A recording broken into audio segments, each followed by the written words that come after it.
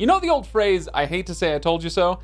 Yeah, that's I love to say I told you so, and I'm saying it today after YouTube TV raised their prices significantly.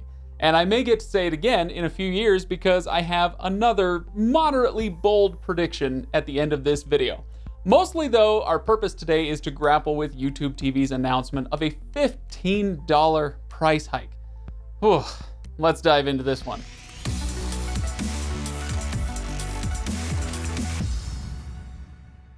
All right, thanks for watching, everybody. If you've been with this channel for a little while, thank you so much for sticking with us. And if you're new to this channel, consider subscribing if you like what you see here. All right, so let's move on to this one, the price change for YouTube TV.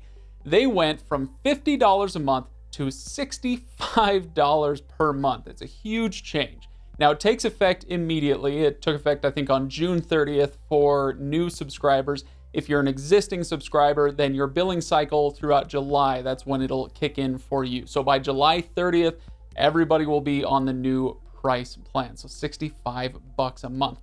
I mean, $65 a month, think about it. You add that to your internet bill, and you're probably sitting around $140 a month now. If you have a normal, cable internet bill or whatever, between $50 and $70 a month, you're probably sitting between $120 and $140 if you're subscribed to that plus YouTube TV. So congratulations, you've all just rediscovered your cable TV bundles. So here we are again, right? And plus, you add on to that whatever on-demand services you've got, Netflix, Prime Video, Disney Plus, there's another $5, $7, $15 a month that you're paying for other on-demand services.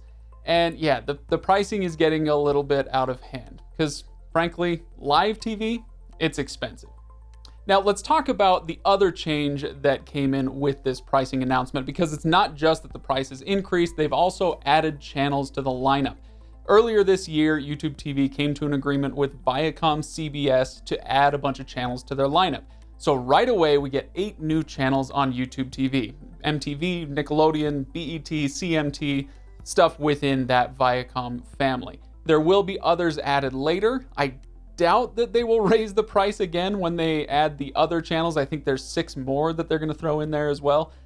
But still, honestly, yeah, it's a few new channels and some big names, to be clear. These are big name channels, but yeah, whether it's worth $15, I'm not sure. Still, YouTube TV, now that they've got the Viacom channels and they have everything else, it seems to be a pretty well-rounded service. They still have all the Fox Sports channels and the ESPN stuff. So they have Fox and ABC, and now they have Viacom CBS, I think we're supposed to call it now. But let's take a look now at their competitors and kind of see how YouTube TV is stacking up these days. And let's start with Hulu Live. Hulu Live's pricing starts at $55 a month, and they do not have the Viacom networks that YouTube TV just added. Probably because those Viacom networks are expensive. They have a lot of the most popular cable channels out there. So yeah, it's an expensive package to get. That's why YouTube TV's price went up.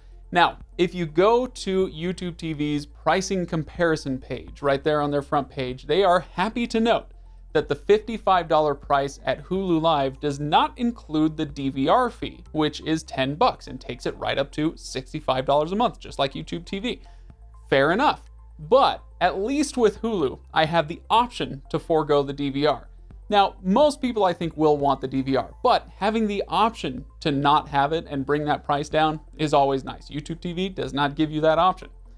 Now, let's move to Sling TV. They are sticking with their $30 per package for the orange or the blue, or you can go $45 if you want to get the combo. Now, Sling TV just came out with a promise not to raise their prices through August of 2021. And you have to think that's just a little bit of a slap in the face of all these other services who keep raising their prices. But, Sling TV's been doing it too for a little while. Anyway, the question here is whether people will be willing to forego a few channels to keep the price low, because that's the selling point for Sling. If you don't care about Fox Sports networks, or if you don't need the ESPN stuff, then you can choose the orange or the blue and keep that price down. But is the price gap going to be enough to push people back to the OG live streaming service? I'm not sure, but Sling TV could possibly see a resurgence with the other services continually raising their prices. because Hulu raised their prices a little while ago. Now YouTube TV has done it. And Fubo TV, which is the next one I want to talk about, has, surprise, surprise, raised their prices as well. $5 a month per plan will be added on starting on August 1st. So we're going to see packages at Fubo starting at $60 for the lowest tier, going up to $65 for the mid tier, and $80 for their premium tier TV service at Fubo. So is all of this coming as a shock? It shouldn't.